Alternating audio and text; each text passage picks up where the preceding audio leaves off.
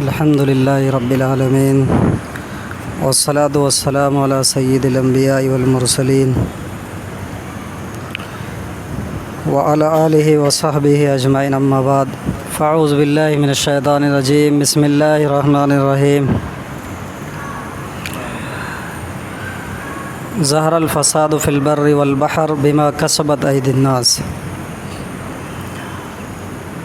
وقال الله سبحانه وتعالى وَلَنُذِيقَنَّهُم مِّنَ الْعَذَابِ الْأَدْنَىٰ دُونَ الْعَذَابِ الْأَكْبَرِ لَعَلَّهُمْ يَرْجِعُونَ۔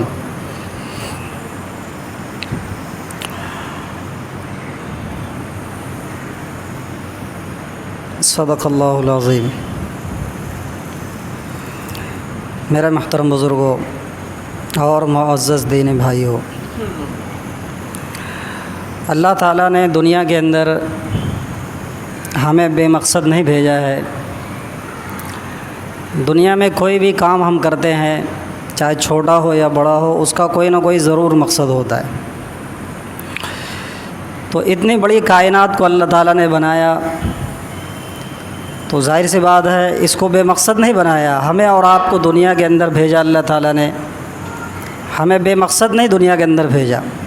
چنانچہ خود اللہ تعالیٰ نے قرآن کے اندر فرمایا افحسبتم انما خلقناکم عبثا وانکم الینا لا ترجعون۔ کیا انسانوں تمہارا یہ خیال ہے کہ ہم نے تم کو بے مقصد پیدا کر دیا اور تم ہمارے پاس لوٹائے نہیں جاؤ گے؟ تو اس لیے اگر زندگی کا مقصد اگر ہم کو معلوم ہے تو ہماری زندگی صحیح منزل پر پہنچے گی۔ ایک آدمی گاڑی لے کر باہر نکلا، اس کو پتہ ہی نہیں کہاں جانا ہے، تو ظاہر سی بات ہے کبھی منزل پر نہیں پہنچ پائے گا وہ۔ ہر آدمی گھر سے نکلنے پر پہلے منزل متعین کرتا ہے کہ مجھ کو جانا کہاں ہے، کس جگہ جانا ہے۔ تو منزل اگر معلوم ہے تو آدمی کم وقت کے اندر صحیح جگہ پہنچ جاتا ہے۔ اسی طرح دوستو، ہمیں اپنی زندگی کا اگر مقصد معلوم ہے تو اس چھوٹی سی زندگی کے اندر ہم بڑی کامیابی حاصل کر سکتے ہیں، اور وہ بڑی کامیابی جو ہمیشہ کی کامیابی ہے۔ فقد فاز فوزا عظیما، جس کو کہا گیا ہے قرآن کے اندر کہ بالیقین اس نے بڑی کامیابی حاصل کر لی جس نے اللہ اور رسول کی اطاعت کر کے زندگی گزاری۔ تو اس لیے دوستو، ہمیں جو ہے اپنی زندگی کے اندر روزانہ ہر وقت ہمیں اس کا استحضار رکھنا ہے کہ ہماری زندگی کا کیا مقصد ہے، ہمیں اللہ رب العزت نے دنیا کے اندر کیوں بھیجا ہے، اور ہم اس مقصد کے مطابق ہماری زندگی گزر رہی یا نہیں گزر رہی ہے۔ ہمیں اپنا محاسبہ کرنا ہوگا۔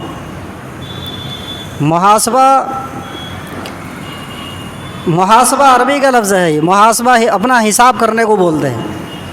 کارخانے کا حساب نہ کیا جائے تو آدمی خسارے میں چلا جائے گا۔ چنانچہ جو لوگ سمجھدار لوگ ہیں روزانہ کارخانے کا حساب کرتے ہیں، ایک ایک دن کا حساب الگ الگ پیج میں لکھتے ہیں۔ تو یہ محاسبہ کرنا ترقی کا ذریعہ ہے، اور محاسبہ کرنے سے غفلت ختم ہوتی ہے، اور غفلت سے آدمی خسارے میں نقصان میں جاتا ہے۔ ایک بڑا کارخانہ آپ نے کھول لیا، کوئی حساب کتاب نہیں کر رہے ہیں آپ، کروڑوں روپے آپ نے لگایا، آپ یقین جانیے چند دنوں ہی میں خسارے میں چلے جائیں گے۔ اگر آپ حساب و کتاب نہیں لگائیں گے تو اندھیرے میں گاڑی چل رہی ہے، پتہ ہی نہیں چل رہا ہے۔ تو ایسے ہی دوستو، ہم اگر اپنی زندگی کا جائزہ نہیں لیں گے کہ ہمیں کس مقصد کے لیے اللہ تعالیٰ نے بھیجا ہے، تو ہماری پوری زندگی بغیر مقصد والی چیزوں میں گزر جائے گی اور ہم کو پتہ بھی نہیں چلے گا۔ اور اسرائیل علیہ السلام ہمیں جب بلانے آئیں گے اس وقت انسان افسوس کرتا ہے اور کہتا ہے کہ اے کاش یا لیتنی قدمت لحیاتی، اے کاش میں اپنی آخرت کے لیے کوئی تیاری کر لیتا اور آخرت کی زندگی کے لیے اس دنیا کے اندر کچھ نیک کام کر لیتا۔ لیکن ہم سب جانتے ہیں کہ موت کے وقت میں تمنا کرنے سے کوئی آدمی واپس آئے گا نہیں۔ ہر آدمی تمنا کرتا ہے، قرآن کا بیان ہے حتی اذا جاء احدهم الموت قال رب ارجعون، کہ جب موت کا فرشتہ آ جاتا ہے تو انسان اللہ تعالیٰ سے درخواست کرتا ہے اللہ ہم کو دوبارہ دنیا میں بھیج دیجیے۔ کیوں بھیج دیجیے؟ لعلی اعمل صالحا فیما ترکت، کہ اب تک جو نیک کام نہیں کیے، گناہوں میں غفلت میں زندگی گزری، اب دوبارہ جا کر کے ہم آپ کی فرما برداری کریں گے۔ لیکن ہم سب جانتے ہیں کہ ایک ہی موقع اللہ نے دیا ہے، دوبارہ موقع نہیں دیا جائے گا کسی کو۔ اس دنیا میں دوبارہ واپس آنا نیک کام کرنے کے لیے، وَحَرَامٌ عَلَىٰ قَرْيَةٍ أَهْلَكْنَاهَا أَنَّهُمْ لَا يَرْجِعُونَ، کہ یہ بات ممنوع ہے اللہ کی طرف سے کہ ایک مرتبہ جو یہاں سے چلا گیا پھر دوبارہ اس کو نیک کام کرنے کے لیے دوبارہ یہاں پر بھیجا جائے۔ تو اس لیے دوستو ہمیں اپنی زندگی کا ایک ایک لمحہ بہت قیمتی ہے۔ یہ 70 سال کا کافر بھی مرنے سے پہلے اگر ایک مرتبہ صدق دل سے کلمہ پڑھ لیا اس دنیا کے اندر، تو اللہ تعالیٰ اس کے سارے گناہوں پر مغفرت کا قلم پھیر دیتے ہیں۔ لیکن اگر یہی آدمی قیامت کے میدان میں روئے گا، چیخے گا، چلائے گا، حدیث کے اندر ہے اتنا روئے گا آدمی کہ اس کے آنسو ختم ہو جائیں گے، آنسو کی جگہ میں خون بہنے لگے گا، لیکن اللہ کو اس دن جو ہے اس آدمی پر کوئی ترس نہیں آئے گا۔ کیوں؟ یہ دارالامتحان ہے۔ یہی جو کچھ کرنا ہے ہم کو کر لینا ہے آخرت کے لیے، قبر میں جانے کے بعد ہماری نیکی کا دروازہ بند ہو جائے گا، ہم کچھ نہیں کر پائیں گے۔ اس لیے آپ صلی اللہ علیہ وسلم نے فرمایا الکیس من دان نفسہ وعمل لما بعد الموت، عقل مند انسان وہ ہے جو مرنے سے پہلے اپنے مرنے کی تیاری کر لے، اس کو عقل مند فرمایا۔ مرنے کی تیاری کیا ہے؟ آپ صلی اللہ علیہ وسلم نے فرمایا کہ جب آدمی قبرستان کے اندر جاتا ہے تو اس کے ساتھ اس کے اہل و عیال بھی جاتے ہیں، اہلہ و مالہ و عملہ، 3 چیزیں جاتی ہیں قبرستان میں۔ یرجع اثنان، 2 چیزیں واپس آ جاتی ہے، ویبقى معہ عملہ، اس کے ساتھ صرف اس کا عمل قبر میں باقی رہتا ہے۔ المال والبنون زینۃ الحیات الدنیا والباقیات الصالحات خیر عند ربک ثوابا وخیر عملا۔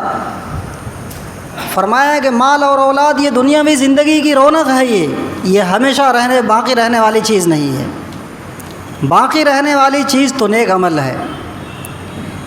لیکن افسوس کی بات ہے دوستو، ہمارے پاس ہر چیز کے لیے فرصت ہے لیکن نیک کام کرنے کے لیے ہمارے پاس فرصت نہیں ہے۔ الا ماشاء اللہ جو لوگ با توفیق ہیں تو وہ الحمدللہ اللہ تعالیٰ کے اس موقع کو غنیمت سمجھتے ہیں۔ لیکن دوستو ہمارے اوپر جو مصیبت آ رہی ہے دنیا میں، قرآن کی ایک بات آج تک پوری دنیا مل کر غلط نہیں ثابت کر سکی ہے، اور قرآن کا چیلنج ہے پوری دنیا کے انسانوں کو اور جناتوں کو کہ اس جیسا کلام پوری دنیا میں کوئی پیش کر ہی نہیں سکتا ہے۔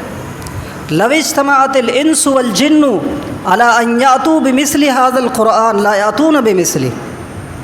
اتنا بڑا چیلنج اللہ کے سوا دنیا میں کوئی نہیں کر سکتا ہے، انسان ایسا چیلنج نہیں کر سکتا ہے، پوری دنیا کے انسانوں اور جناتوں کو کوئی چیلنج کر سکتا ہے؟ فرمایا کہ ایسا کلام، ہمارا 50 سال کا تجربہ غلط ہو سکتا ہے، ہمارا مشاہدہ غلط ہو سکتا ہے، لیکن قرآن کا ایک حرف بھی پوری دنیا میں آج تک کوئی نہیں پیدا ہوا جو اس کو غلط ثابت کر دے۔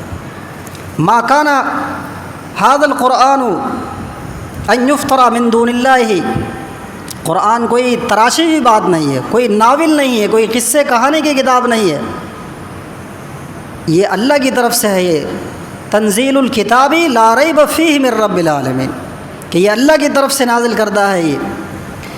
اس لیے دوستو دنیا کے اندر جو مصیبتیں آتی ہے اس کے 2 سبب ہیں، ایک سبب ظاہر ہے اور ایک سبب اس کا پوشیدہ ہے جس کو باطن بولتے ہیں۔ ہر چیز کا 2 سبب ہوتا ہے، بیماری کا ایک سبب ظاہر ہے اور ایک سبب پوشیدہ ہوتا ہے جو ماہر ڈاکٹر وغیرہ جانتے ہیں۔ چنانچہ آپ کہیں علاج کرانے جائیں گے تو جو چھوٹے ڈاکٹر ہوتے ہیں وہ صرف دوا آپ کو دے دیں گے، وہ اس کی تحقیق میں نہیں پڑھتے یہ بیماری کیوں ہوئی، کیا سبب ہے، اس کا جڑ کہاں ہے۔ لیکن جو بڑے بڑے ڈاکٹر رہتے ہیں وہ آپ کو فوراً دوا نہیں دیں گے، وہ اس کے اصل سبب کا پتہ لگاتے ہیں کہ یہ بیماری آئی کیوں ہے، اس کے جڑ کو وہ ختم کرتے ہیں۔ اور چنانچہ جو سمجھدار لوگ رہتے ہیں ایسے ڈاکٹروں کے پاس علاج کراتے ہیں جا کر کے کہ صاحب بار بار دوا کھانے سے بہتر ہے کہ اس کے جڑ ہی کو ختم کر دیا جائے۔ آپ یقین جانیے دنیا کے اندر جب ایک پتا بھی اللہ کے حکم کے بغیر نہیں ہل سکتا ہے، وَعِندَهُ مَفَاتِحُ الْغَيْبِ لَا يَعْلَمُهَا إِلَّا هُوَ وَيَعْلَمُ مَا فِي الْبَرِّ وَالْبَحْرِ وَمَا تَسْقُطُ مِنْ وَرَقَةٍ إِلَّا يَعْلَمُهَا وَلَا حَبَّةٍ فِي ظُلُمَاتِ الْأَرْضِ وَلَا رَطْبٍ وَلَا يَابِسٍ إِلَّا فِي كِتَابٍ مُبِينٍ۔ قرآن کا بیان ہے کہ ایک پتا اللہ کے حکم کے بغیر اس کائنات کے اندر ہل نہیں سکتا ہے، ٹوٹ کر درخت سے گر نہیں سکتا ہے، سمندر کے پانی کا ایک قطرہ اپنی مرضی سے بہہ نہیں سکتا ہے، بارش کا ایک قطرہ آسمان سے پوری دنیا مل کر نازل کرنا چاہے تو نہیں نازل کر سکتا۔ اس قرآن کے اندر اللہ نے فرمایا ظہر الفساد فی البر والبحر بما کسبت ایدی الناس۔ دنیا میں جتنے فسادات ہیں، جتنے احوال کا بگاڑ ہے، جتنی پریشانیاں ہیں، جتنی مصیبت ہے، جتنے احوال ہیں، اس کا تعلق لوگوں کے عمل کے بگڑنے کی وجہ سے ہے۔ یہ قرآن کا بیان ہے، یہ ظہر الفساد فی البر والبحر بما کسبت ایدی الناس۔ اب ہمیں اپنا جائزہ لینا ہے کہ دوستو ہمارا عمل، کہیں ہمارا عمل تو نہیں خراب ہو رہا ہے جس کی وجہ سے پریشانی آ رہی ہے، جس کی وجہ سے مصیبتیں آ رہی ہے۔ ہمارا عمل اگر صحیح ہو جائے گا تو اللہ رب العزت بڑے سے بڑے حالات کو، جس کو ہم حکومت کے احوال بولتے ہیں، احکام سے ہمارے احوال بدلیں گے، حکام سے ہمارے احوال نہیں بدلیں گے۔ حدیث قدسی ہے،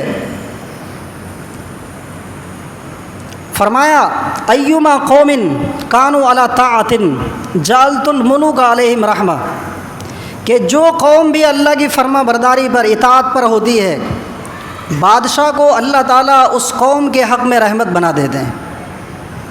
وَأَيُّمَا قَوْمٍ كَانُوا عَلَىٰ مَعْصِيَةٍ، اور جو قوم بھی اللہ کی نافرمانی پر، گناہوں پر جری ہوتی ہے، اللہ سے غافل ہو کر زندگی گزارتی ہے، مسجد سے دور ہو کر زندگی گزارتی ہے، قرآن سے دور ہو کر زندگی گزارتی ہے، اللہ کو بھول کر، جنت کو بھول کر، جہنم کو بھول کر آدمی زندگی گزار رہا ہے، تو فرمایا کہ جعلت الملوک علیہم نقمۃ، ان کے حکام کو ان کے اوپر اللہ تعالیٰ عذاب بنا دیتے ہیں۔ آگے فرمایا فلا تشغلوا انفسکم بسب الملوک، کہ اپنے آپ کو بادشاہوں کو گالی دینے میں مصروف مت کرو، اس میں بادشاہوں کا قصور نہیں ہے۔ ولا تتوبوا الیہم، ان کی طرف متوجہ مت ہو۔ فرمایا وتوبوا الی اعطف قلوبہم علیکم، تم میری طرف متوجہ ہو جاؤ، ساری دنیا کا دل اللہ فرماتے میری دو انگلیوں کے درمیان میں ہے۔ جس کا دل جدھر چاہیں گے اللہ تعالیٰ منٹوں سیکنڈوں کے اندر پھیر سکتے ہیں۔ حتیٰ کہ آپ غور کیجئے، ہمارا اور آپ کا دل بھی اپنے قبضے میں نہیں ہے۔ آپ ایسا نہیں کر سکتے ہیں کہ جو چاہیں آپ نے دل میں خیال لائیں۔ وَاعْلَمُوا أَنَّ اللَّهَ يَحُولُ بَيْنَ الْمَرْءِ وَقَلْبِهِ، کہ اے لوگو جان لو کہ اللہ تعالیٰ آدمی اور اس کے دل کے بیچ میں حائل ہو جاتے ہیں۔ ایک مہینے سے آپ کا ارادہ ہے کہیں جانے کا، ٹکٹ بھی بنا ہوا ہے، ایک دن پہلے اچانک آدمی کا دل بدل جاتا ہے، بغیر کسی وجہ کے آدمی کہتا ہے کہ میرے جانے کا من نہیں کر رہا ہے، ٹکٹ کینسل کر دیتا ہے۔ کیوں؟ اللہ کو معلوم ہے کہ اس بندے کے لیے آئندہ حوادثات ہیں، سفر میں اس کے لیے مشکلات ہیں، آئندہ کیا ہونے والا ہم کو تھوڑی خبر ہے، تو اللہ کو معلوم ہے کہ راستے میں کیا ہونے والا ہے، کہاں پلین کریش ہونے والا ہے، کہاں ٹرین پلٹنے والا ہے، وہ سب اللہ کو معلوم ہے۔ اللہ بندے کی حفاظت کرنے کے لیے اس کے دل کو اللہ تعالیٰ بدل دیتے ہیں۔ تو فرمایا وَاعْلَمُوا أَنَّ اللَّهَ يَحُولُ بَيْنَ الْمَرْءِ وَقَلْبِهِ، اے لوگو جان لو کہ اللہ تعالیٰ آدمی اور اس کے دل کے بیچ میں حائل ہو جاتے ہیں۔ اس لیے دوستو ہمیں جہاں ظاہری تدبیر ہے، اسلام ظاہری تدبیر کرنے کو منع نہیں کرتا ہے، ظاہری تدبیر کرنا بھی شریعت کا حکم ہے، دوا کھانا بھی شریعت کا حکم ہے، تجارت کرنا بھی شریعت کا حکم ہے۔ اسباب کو ترک کرنا جہالت ہے، اسباب کو ترک کرنے کی اجازت اسلام نے نہیں دی ہے۔ ان سارے اسباب کو اختیار کرنا ہے، بس صرف ایک کام ہم کو یہ کرنا ہے کہ آخرت کا اور دنیا کا جب ٹکراؤ ہو جائے تو آخرت کو ہمیں مقدم کر دینا ہے۔ یہ قرآن کا پیغام ہے، یہ میں اپنی طرف سے نہیں کہہ رہا ہوں، بل تؤثرون الحیات الدنیا والآخرۃ خیر وابقی، کہ بلکہ تم دنیاوی زندگی کو ترجیح دیتے ہو، اول نمبر پر رکھتے ہو۔ اللہ فرماتے ہیں حالانکہ آخرت اس سے بدرجہ بہتر ہے، اس کو اول نمبر پر رکھنا ہے۔ آپ یوں سمجھ لیجئے کہ ایک کام بھی آپ کا آ گیا اور نماز کا وقت بھی ہو گیا، تو اسلام نے یہ نہیں کہا کہ کام کو بالکل ترک کر دیا جائے، بس مقدم مؤخر کر دیجئے، اس کام کو دوسرے نمبر پر کر دیجئے، نماز کو پہلے نمبر پر کر دیجئے۔ بتائیے آسان ہے کہ نہیں ہے؟ یعنی اسلام پر چلنا اتنا آسان ہے کہ سمجھ لیجیے آپ نے فرمایا الدین یسر، دین بہت آسان ہے، لیکن جب ہم چاہیں گے اس پر عمل کرنا تبھی آسان ہوگا نا، اور جب چاہیں گے نہیں تو ظاہر سی بات ہے ایک چھوٹا کام بھی بہت مشکل ہو جائے گا آپ کے لیے۔ اس لیے دوستو ہمیں اپنے عمل کو بدلنا ہے، ہم اپنے عمل کو بدلیں گے اللہ تعالیٰ ہمارے حالات کو بدل دیں گے۔ عزت کو ذلت میں بدلنا صرف اللہ کی شان ہے، فقر کو مالداری میں بدلنا صرف اللہ کی شان ہے، بے چینی کو چین میں بدلنا صرف اللہ کی شان ہے۔ قل اللہم مالک الملک تؤتی الملک من تشاء وتنزع الملک ممن تشاء وتعز من تشاء وتذل من تشاء بیدک الخیر۔ اللہ کے سوا کوئی کسی کو عزت نہیں دے سکتا ہے، اور اللہ کے سوا کوئی کسی کی ذلت کو ختم نہیں کر سکتا ہے۔ بہت سارے لوگ پچھلے زمانے کے اندر فقر میں تھے، مالداری میں اللہ نے بدل دیا ان کو، بے چینی کے اندر تھے، چین میں بدل دیا اللہ رب العزت نے اس کو۔ لإیلاف قریش ایلافہم رحلۃ الشتاء والصیف فلیعبدوا رب ھذا البیت الذی اطعمہم من جوع وآمنہم من خوف۔ جو بھوک کو کہتے ہیں، فقر کو، تنگ دستی کو اور بھوک مری کو کہتے ہیں، اللہ فرماتے ہیں اس بیت اللہ کے رب کی عبادت کرو جس بیت اللہ کے رب نے تمہارے فقر کو، تنگی کو اور خستہ حالی کو بہتر حالت میں بدل دیا۔ تم پچھلے زمانے کو یاد کرو، 50 سال پہلے جاؤ، 100 سال پہلے جاؤ اور اپنی پچھلی زندگی کو یاد کرو کہ ایک وقت ایسا تھا کہ تمہارے اوپر فاقہ ہوتا تھا، کھانے کا تمہارے پاس ٹھکانہ نہیں تھا، رہنے کا ٹھکانہ نہیں تھا، اللہ نے تمہارے اوپر اچھے احوال کر دیے۔ اس لیے دوستو اگر اللہ نے ہم کو مال دیا ہے، اللہ نے دنیا کے اعتبار سے ہم کو فراغت دی ہے، علماء فرماتے ہیں مالداروں پر غریبوں سے زیادہ عبادت کرنا ضروری ہے۔ کیوں؟ اللہ نے ان کو کمانے کے ٹینشن سے فارغ کر رکھا ہے، اس کو بہت سارے ٹینشن سے جو اللہ تعالیٰ نے فارغ کر رکھا ہے، اور چنانچہ بہت سارے لوگ الحمدللہ کرتے بھی ہیں، اس فراغت کا جو ہے فائدہ اٹھاتے ہیں۔ اس لیے آپ صلی اللہ علیہ وسلم نے فرمایا کہ اپنی مالداری کو فقر کے آنے سے پہلے غنیمت سمجھو۔ مالداری اللہ کی نعمت ہے، اس میں ہمارا کمال نہیں ہے، ہماری تدبیر کا کمال نہیں ہے، یہ اللہ کا خصوصی فضل ہے یہ کہ اللہ تعالیٰ نے ہم کو جو ہے بہت سارے ٹینشن سے جو ہے بچا رکھا ہے۔ اس کا تقاضا یہ ہے کہ ہم عبادت کے اندر آگے رہیں، ہر چیز کے اندر آگے رہیں۔ تو اس سے دوستو انشاءاللہ آپ دیکھیں گے لئن شکرتم لأزیدنکم، کہ اگر تم شکر ادا کرو گے تو اللہ کا فرمان ہے کہ ضرور بالضرور تمہاری نعمتوں میں اضافہ کریں گے۔ جس چیز کا شکر ادا کریں گے آپ، اس چیز میں اللہ تعالیٰ جو ہے آپ کو آگے بڑھا دیں گے، یہ بالکل پکی بات ہے۔ چاہے مال کا شکر ہو، صحت کا شکر ہو، اور فراغت کا شکر ہو، اولاد کا شکر ہو، ہر نعمت پر آپ شکر ادا کیجیے اللہ کا۔ اور آدمی سمجھتا ہے کہ صاحب جو ہے پیسہ ہی بہت بڑی نعمت، یہ بھی نعمت ہے، صحت بھی اللہ کی بہت بڑی نعمت ہے۔ ورنہ ہاسپٹلوں میں چلے جائیے، آپ دیکھیے آپ ایک سے ایک لوگ ملیں گے آپ کو، کوئی پائپ سے جو ہے پانی چلایا جا رہا ہے، کوئی بیڈ پر ہے، کوئی وینٹیلیٹر کے اوپر ہے، کوئی کس طرح ہے، تو اس وقت آدمی کو احساس ہوتا ہے کہ اللہ کتنی بڑی نعمت ہے۔ اس لیے دوستو ہمارے حالات کو اللہ درست کریں گے۔ میں نے جو روایت پڑھی صاحب روح المعانی جلد نمبر 9 صفحہ نمبر 138 پر مصنف ابن ابی شیبہ نے یہ روایت کی بیان کی ہے، فرمایا کہ قوموں کے احوال اللہ تعالیٰ اسی طرح کر دیتے ہیں جس طرح وہ قومیں ہوتی ہیں۔ بادشاہوں کو رحمت بنا، ایک ہے مسخر کرنا، ایک ہے مسلط کرنا۔ یہ دو لفظ عربی میں استعمال ہوتے ہیں۔ مسخر، گاڑی پہ بیٹھتے ہیں، سفر کی دعا پڑھتے ہیں سبحان الذی سخر لنا، کہ اللہ آپ کی ذات پاک ہے، آپ نے اس کو ہمارے تابع کر دیا۔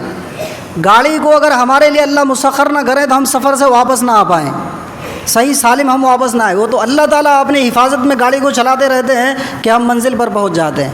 تو ایک ہے مسخر کرنا اور ایک ہے مسلط کرنا۔ اگر وہی گاڑی ہمارے اوپر مسلط ہو جائے تو ہمارے لیے وبال جان ہو جائے۔ بیچ میں خراب ہو گئی، وہ ایسی جگہ خراب ہو گئی جہاں کوئی گیریج نہیں ہے، کہیں سنسان جگہ میں خراب ہو گئی وہ گاڑی، بتائیے اب آدمی کے لیے مصیبت ہے وہ کہ کہاں اس کو جو ہے آدمی کھینچ کر کے لے جائے گا۔ تو اس لیے فرمایا کہ سبحان الذی سخر لنا، اور فرمایا کہ یہ ضابطہ ہر چیز کے اندر ہے۔ اگر ہم اللہ کو راضی کریں گے تو اللہ تعالیٰ ہماری اولاد کو ہمارے لیے مسخر کریں گے، ہماری بیوی کو مسخر کریں گے، ہمارے جو ہے کارخانے کے لوگوں کو ہمارے لیے مسخر کریں گے، سب کو مسخر کر دیں گے، حتیٰ کہ جو نقصان پہنچانے والے جانور ہیں اس کو بھی اللہ تعالیٰ ہمارے لیے مسخر کر دیں گے۔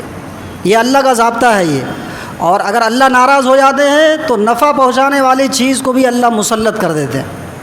بیوی نفع پہنچانے والی چیز ہے، اولادیں نفع پہنچانے والی چیز ہے، مال نفع پہنچانے والی چیز ہے، گاڑی سے منزل تک آدمی پہنچ سکتا ہے، لیکن اگر اللہ ناراض ہو جائے تو یہی چیزیں آدمی کے لیے وبال جان ہو جاتی ہیں۔